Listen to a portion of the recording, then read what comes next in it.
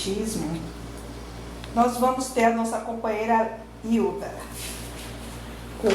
O livro é Autoestima e Espiritualidade, de Lívia Pereira Santos.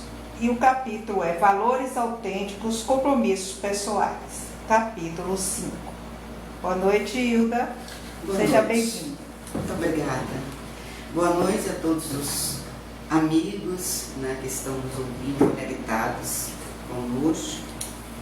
Agradecendo a oportunidade mais uma vez, agradecendo a espiritualidade que está aqui no suporte, responsável por esse trabalho. E vamos então conversar um pouco a respeito do que a nossa querida Lívia Pereira nos traz como valores autênticos, compromissos pessoais.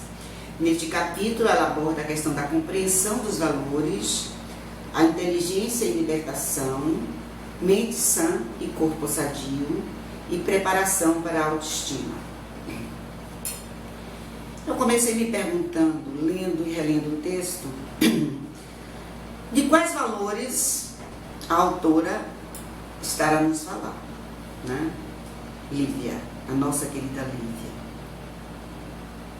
E ela diz que a construção desses valores, ela afirma, passa por compromissos pessoais.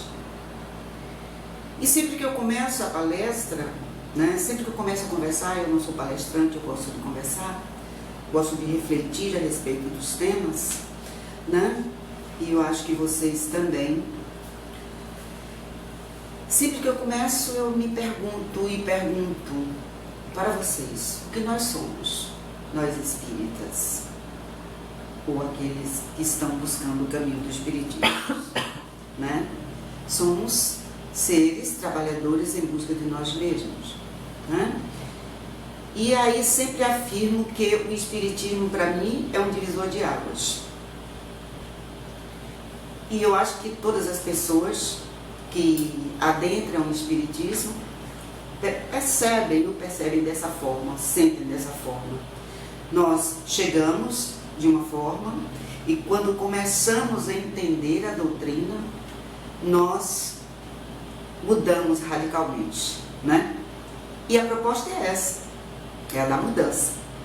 Então aqui, Lívia começa nos dizendo assim: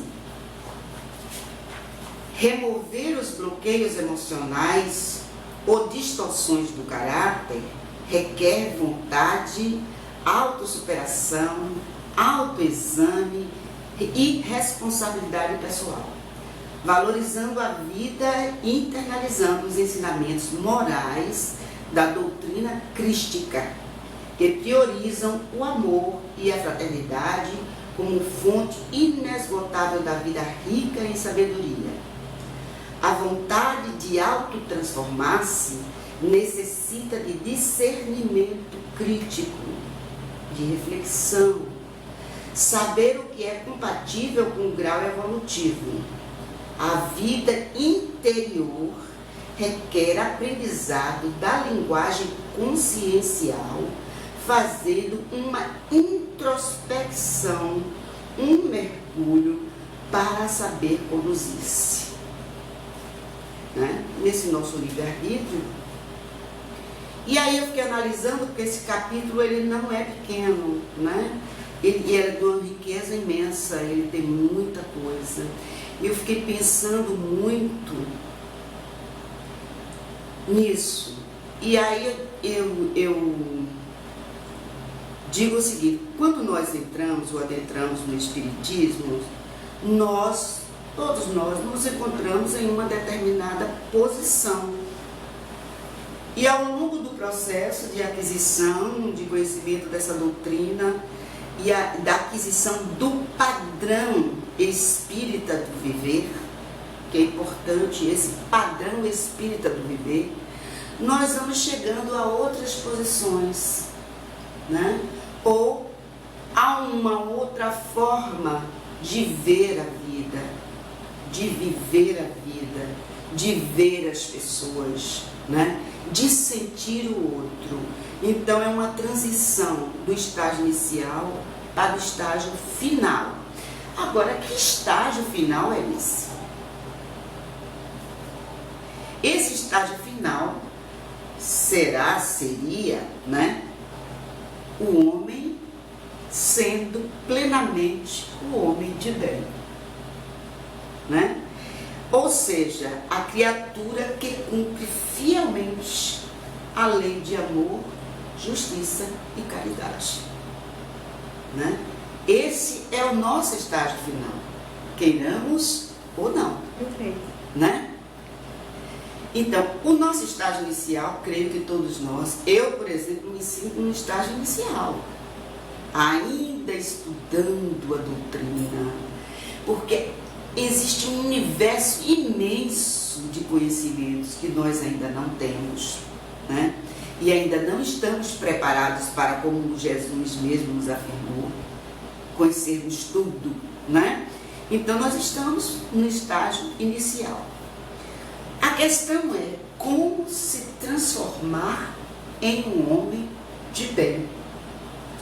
E tudo que a Lívia traz aqui, né, no capítulo 5, valores autênticos, compromissos pessoais, são assim os passos, o passo a passo, né, do aluno na escola para transformar-se e transformar-se no homem de bem.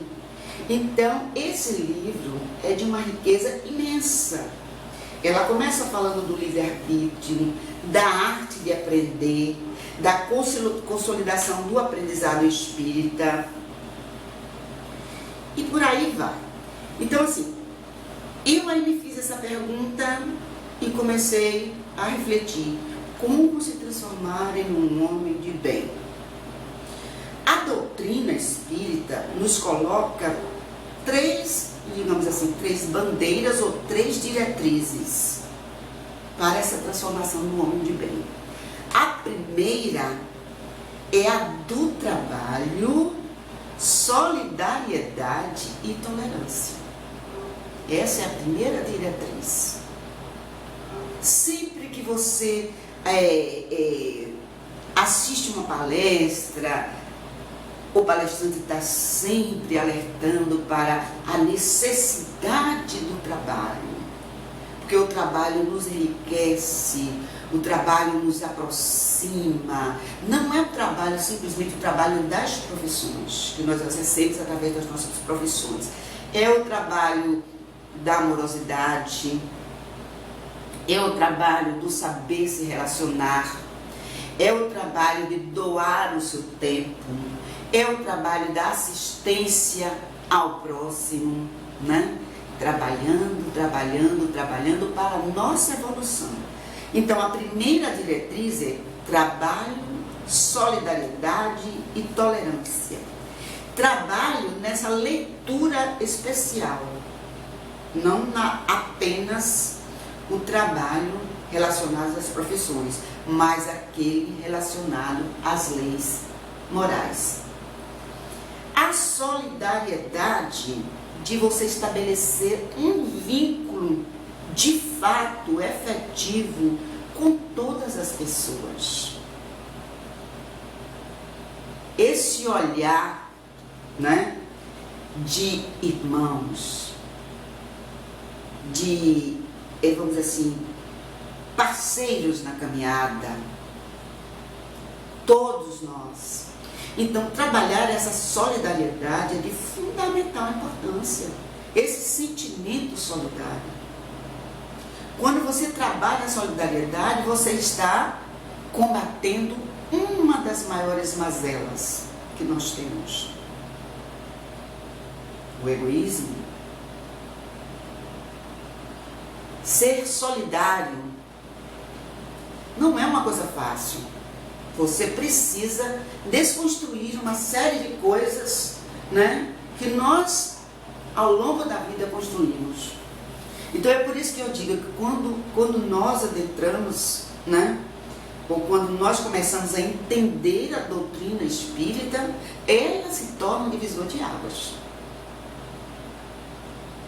No finalzinho, a gente vai ampliar mais isso, certo?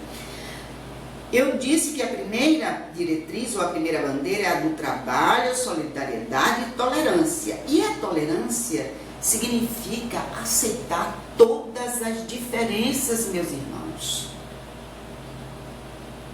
Todas. Não são algumas diferenças, não. São todas as diferenças. As diferenças são educativas. As diferenças mostram quanto nós somos, vamos dizer assim, seres importantes da criação, e são nas diferenças que nós aprendemos mais. Eu já falei isso aqui, vou voltar a falar. Se eu me relaciono com um grupo de pessoas, né, que são meus amigos, né, porque nós somos seres relacionais, sempre, com o outro, com a natureza, né, o ambiente e tudo. Mas se eu me relaciono com um grupo de pessoas que pensam exatamente igual a mim, lógico, não tem como ser fiel a ser exatamente igual, porque nós somos diferentes, né? Mas se temos assim, os mesmos, temos uma grande sintonia, convivemos no mesmo espaço físico, trabalhamos, vamos dizer assim, a mesma doutrina, né? Comungamos uma série de situações, nós vamos aprender muito pouco com os outros. Mas se eu tenho um grupo de pessoas completamente diferentes, eu sou professora, o outro vamos dizer assim, um contador, o outro é agricultor, e um cantor, um poeta, né? Uma pessoa que vive de fazer quitutes, né? Um chefe, né?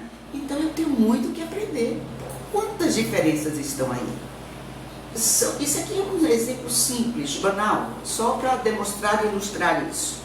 Então a tolerância significa aceitar todas as diferenças. Aceitar que meu amigo, meu irmão de caminhada é católico, que o outro é protestante, que o outro é espírita, que o outro trabalha a sua religiosidade sem frequentar templo algum, sem dogma nenhum, mas é amoroso, afetivo, ajuda o seu próximo, o seu irmão, é um cristão, é um seguidor do Messias, né? Do caminho, da verdade e da vida. Então é uma pessoa tolerante. Nós temos um biólogo chileno, que eu gosto muito assim da forma como ele fala isso pra gente, da questão da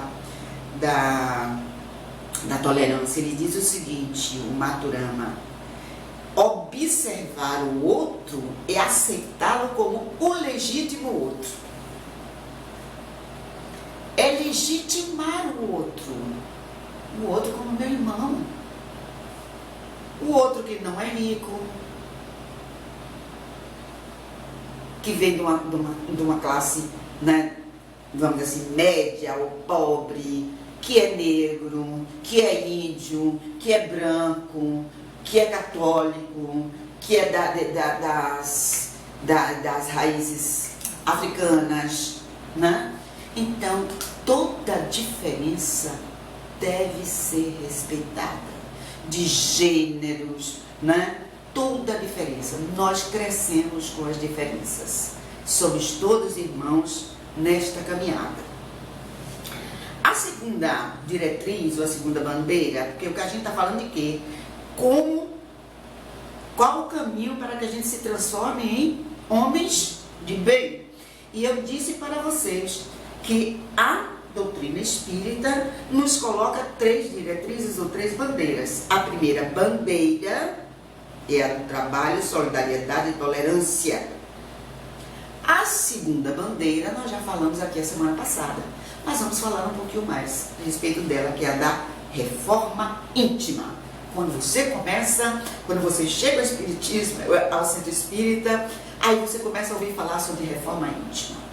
Porque nós precisamos fazer a reforma íntima, porque nós temos necessidade de fazer essa reforma íntima. E olhem, eu comecei lendo aqui, Remover os bloqueios emocionais e distorções de caráter requer vontade, autossuperação, autoexame e responsabilidade pessoal, valorizando a vida e internalizando os ensinamentos morais da doutrina do Cristo. A reforma íntima, a semana passada, nós começamos perguntando por que era tão difícil. Não sei se vocês lembram. Por que é tão difícil para a gente fazer a reforma íntima? E aí eu trouxe em um determinado ângulo, em um determinado ponto de vista. Eu cheguei a exemplificar com relação a... Mas primeiro vamos responder por que é tão difícil. Porque é doída. É dolorosa. A gente tem que se reconstruir. Dizer muita coisa que nós tínhamos certezas absolutas. Que depois que a gente começa a entender que nós não somos seres apenas vivendo esse momento aqui, que nós somos aquilo que nós somos agora. É o resultado de inúmeras e milhares e milhares e milhares de encarnações. E o que seremos depende do que estamos fazendo nesta encarnação, que seremos no futuro. Como diz Santo Agostinho, só existe um momento presente, que é o presente do passado. Então o que eu sou é o resultado do que eu fui nas milhares de encarnações. Aprendi muito, olha, cheguei agora aqui, já estou na doutrina espírita, né? Olha que maravilha! Mas serei no futuro o que eu fizer da minha vida agora, hoje. Só existe um momento presente, que é o presente do passado, e este presente, que é o meu presente, é o presente que eu vou dar para o futuro, eu no futuro. Santo Agostinho, maravilha, Santo Agostinho. Então assim, a reforma íntima, ela é dolorosa, porque quando você descobre isso, aí você pensa assim, Senhor, e eu valorizava tanto as questões materiais, e agora eu percebo que toda essa minha aquisição, essa minha luta para uma bela casa, para isto, para aquilo, tudo isso é importante. É muito importante. Mas eu não posso viver só em função disso. Porque isso é apenas temporário. Quando eu descubro que isto fica aqui, que eu não levo nada disso, apenas as minhas boas ações, aí muda tudo. Por isso que é um divisor de águas, né? E olha só que presente maravilhoso que é o da reencarnação. E que nos oportuniza esse momento de reflexão que nós estamos tendo aqui. Então, por que é difícil? Porque nós aprendemos todo o tempo na nossa educação a olhar para fora. Sempre olhar para fora. Mas olhar para dentro, nós estamos começando a entender agora. E é isso que Lívia traz. Reavaliação como apreciação autêntica das atitudes. Autoconsciência, observar-se para sentir os pontos de tensões. Capacidade de tornar-se consciente. Então, esse processo de transformação, eu cheguei até a falar na reforma íntima, eu dei um exemplo de pais quando estão começando, quando estão se preparando para receber os seus filhos, né? Então, os 9 meses da gestação é de preparação de tudo, né? Inclusive do ambiente, né? Da ambiência do quarto. Então, aquele espaço ali, ele fica todo lindo, todo cheio de bibelôs, e no bercinho a gente coloca aquilo que eu sempre esqueço o nome, mas Sônia lembra, como é o nome? Aquilo que fica assim, que a gente coloca para distrair o bebê. Como é o nome daquilo? Móvel. Móvel, sim. É porque já tem muito tempo que eu não penso nisso, né? O meu filho já está com 40 e tantos anos. Móvel. Então, por que dar esse tipo de exemplo? Porque desde a nossa gestação, nós somos preparados para olhar para fora. Então o ambiente fica todo bonito, colorido, cheio de brinquedinhos, e os móveis para distrair o bebê. e sempre, e vem toda a infância, e vem a nossa adolescência, e nossa vida adulta, mas tem um determinado momento que a gente para de se... E aí, quando você começa a estudar o Espiritismo, aí você chega na casa espírita e diz assim, você precisa, nós todos precisamos fazer a reforma íntima. Lógico, o que é a reforma íntima? É um processo de transformação pessoal, né? É um processo de transformação das nossas atitudes.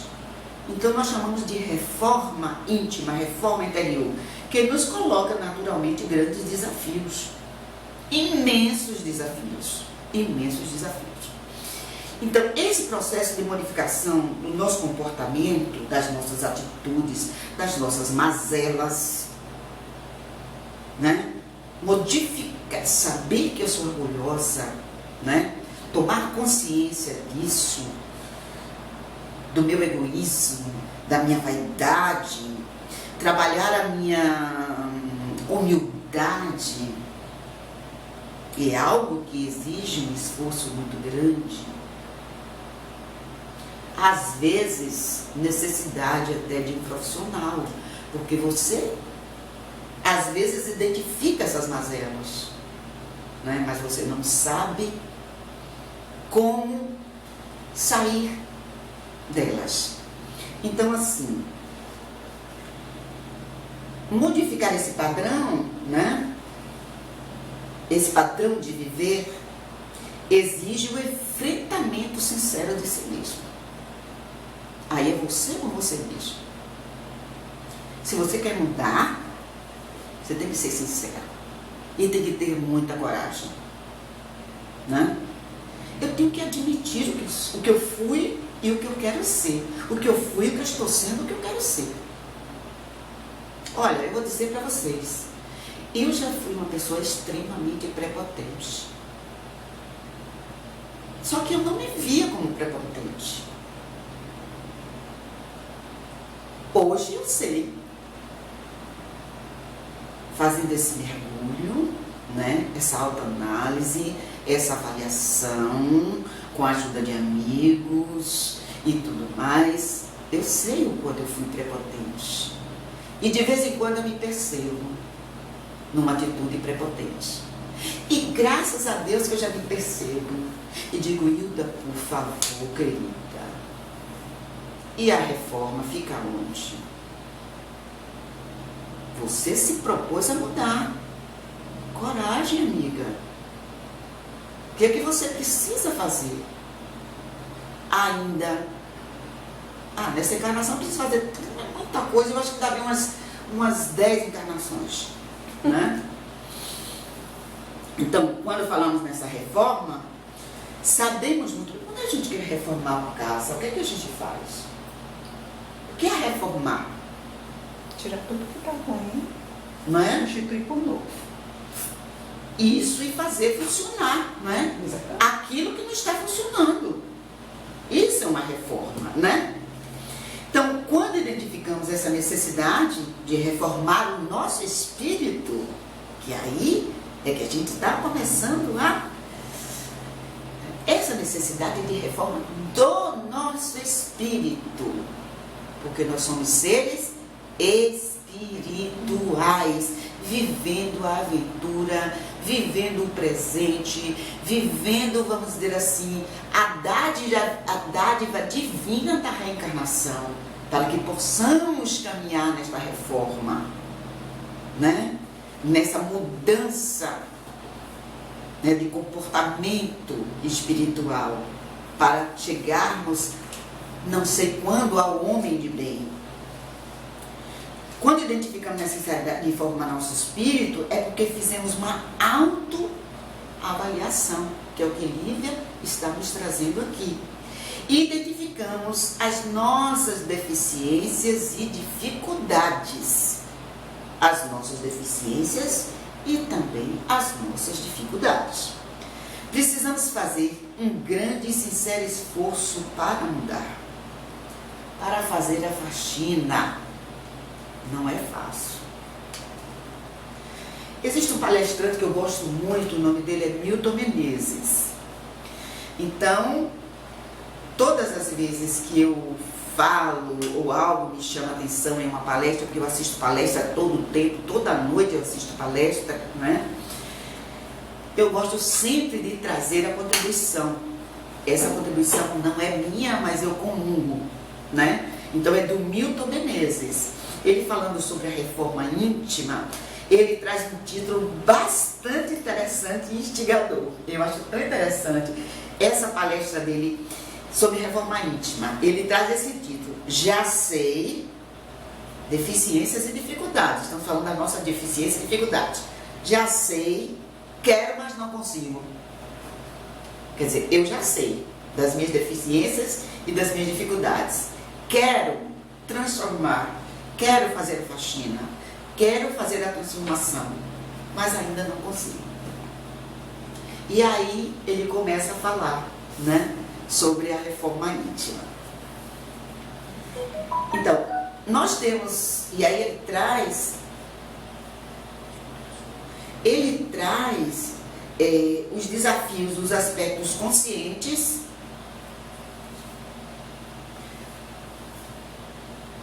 sim, aí o Milton nos traz o seguinte: nós temos os desafios dos aspectos conscientes, né, que são as nossas dificuldades. Quais são os desafios dos aspectos conscientes? São aqueles aspectos que eu já identifico, né, quero modificar e consigo modificar.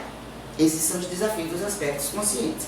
E os desafios das mudanças dos aspectos inconscientes. Então, são aspectos que nós queremos mudar, mas continuamos, queremos mudar, mas continuamos com o mesmo padrão de comportamento e às vezes não nos damos conta disso. Vou dar um exemplo, né? Que esse exemplo foi ele que deu também, achei interessante. Por exemplo, nós espíritas fazemos sempre o exercício, o esforço, nós fazemos o esforço, né? De combatermos o orgulho, de combatermos a vaidade, né? E aí vem, vamos dizer assim, agora nós temos o evento do Viva a Vida, que é no dia 10, né? Que é um evento importante aqui da casa. No dia 10 de novembro. Todos nós compramos camisas, compramos isso, compramos aquilo. E aí, eu chego para a Sônia e digo assim: Sônia, quantas camisas você comprou? Aí Sônia veio para mim e diz assim: eu comprei 2. Aí eu: ah, que ótimo, Sônia, que maravilha, mas eu comprei 5. Isto significa o quê? O que significa isso? Significa que eu melhor do que? Lógico, o orgulho, a vaidade. Aí, como eu estou exercendo, né, a solidariedade, a benevolência, eu comprei 5 e você só comprou 2. Eu não disse isso para a Sônia, mas eu simplesmente disse: mas eu comprei 5. Eu nem digo mais eu comprei 5. Eu comprei 5. Quer dizer, eu comprei mais do que você, tá vendo? Fui mais solidária do que você. Né? Eu só tenho um corpo, só preciso de uma. Pois é, mas aí são aquelas questões que ele traz, eu acho interessante, que a gente identifica que precisa mudar. A gente faz um esforço para mudar. E de repente você não se dá conta que ainda não mudou com esse padrão de comportamento. É um exemplo simples, né? Mas acontece, né? Às vezes eu quero, mas vem cá, você não acha, fulano, que eu ali na cantina, que estou ali lavando o prato, fazendo isso, fazendo aquilo, que eu não estou exercendo a humildade? Para que eu preciso dizer isso? Eu já deixei de ser. Já deixei de fazer. Quer dizer, o esforço que eu estou fazendo, eu não me dou conta que eu ainda não mudei. Porque eu preciso do reconhecimento do outro.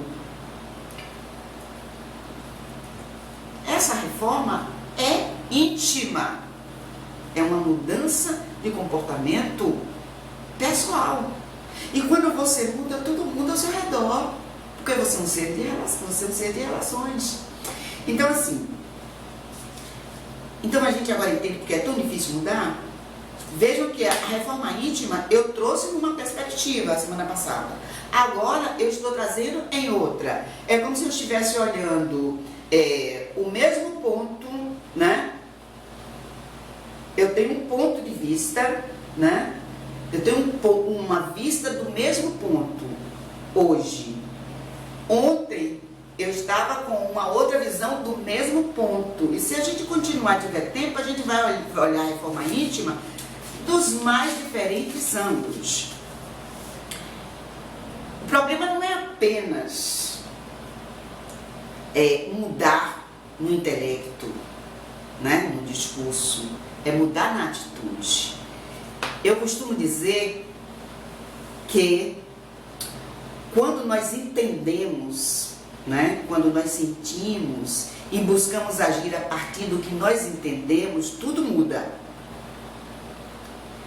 E quando nós nos tornamos adeptos do Espiritismo, né, isso nos orienta, né, para que a gente possa estar todo o tempo fazendo essa autorreflexão, essa autoavaliação, fazendo o que Santo Agostinho pediu que nós fizéssemos todas as noites no travesseiro.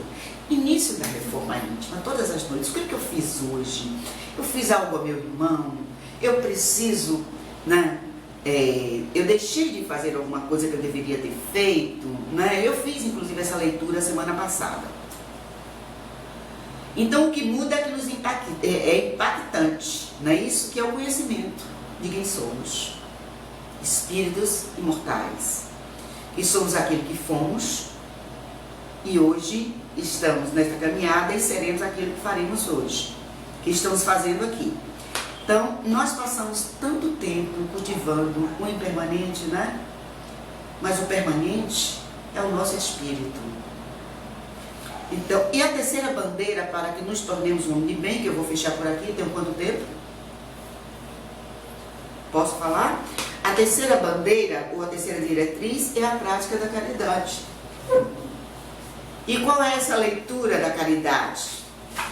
Está aqui no Livro dos Espíritos, na questão 886. O que é que Kardec pergunta para os espíritos? Caridade e amor ao próximo. Qual é o verdadeiro sentido da palavra caridade, como a entendia Jesus? Benevolência com todos, indulgência com as perfeições dos outros e perdão das ofensas.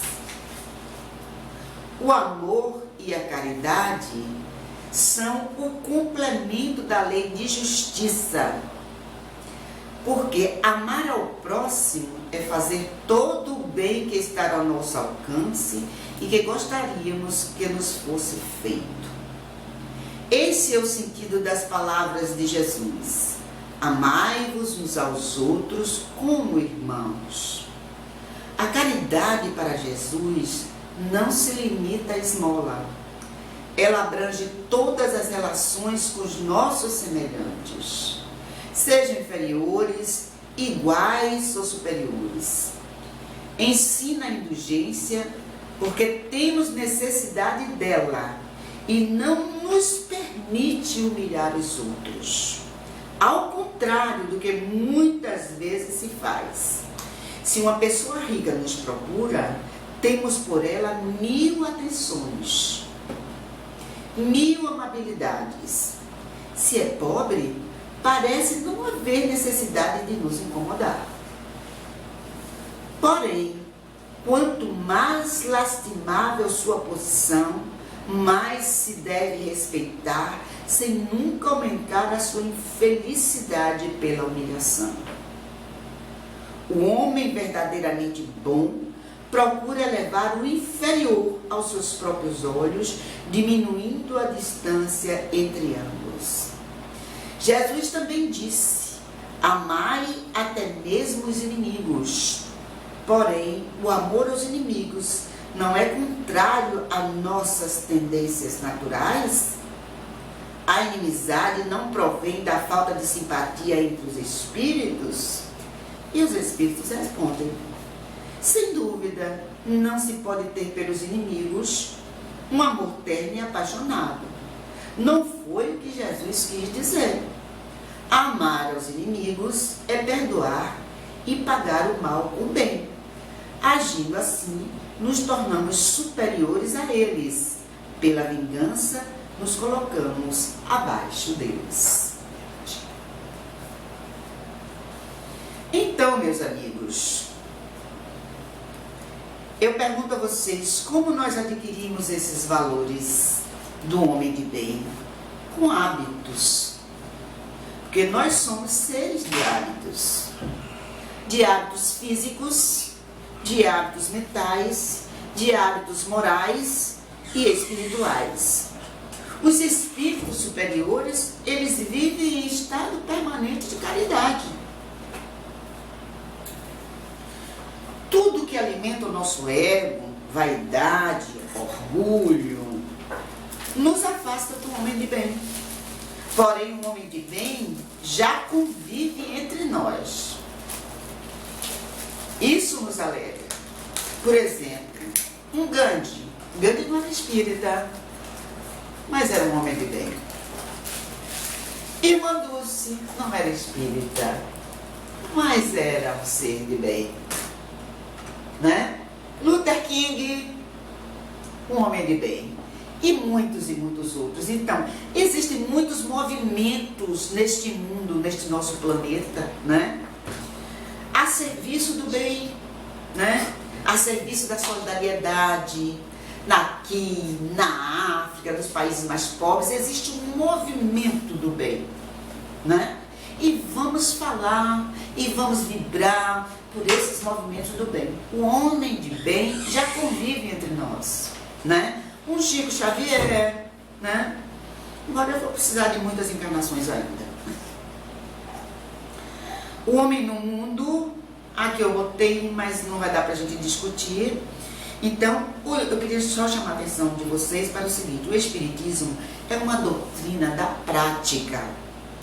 Sempre falo, todas as palestras, que vivenciar a doutrina é mais importante do que, vamos dizer assim, conhecer o Evangelho, né? Saber o Evangelho de cor e salteado. A gente precisa viver o Evangelho, vivenciar a doutrina, vivenciar os ensinamentos crísticos. A doutrina espírita, ela nos induz à prática da caridade, a prática da solidariedade, a prática da tolerância, a prática do amor e da justiça. Então, a nossa meta não é pequena, a nossa meta é o Criador. Ele é o modelo, ele é o norte. Então, nós vamos chegar lá. O homem de bem é que cumpre essa lei, a lei de justiça, de amor e caridade.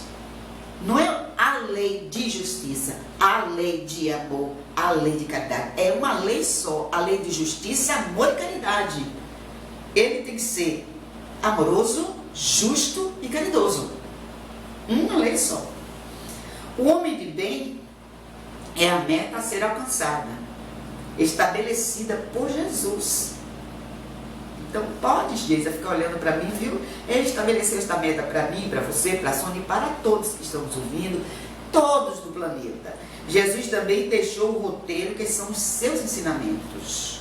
Saber disso já nos basta? Não, claro que não. Precisamos fazer o que nos recomenda Santo Agostinho, todas as noites e todos os dias. Muita paz, muito obrigada pela oportunidade. Nós é que agradecemos a você, Hilda, por ter feito a primeira parte do nosso programa Conversando Espiritismo.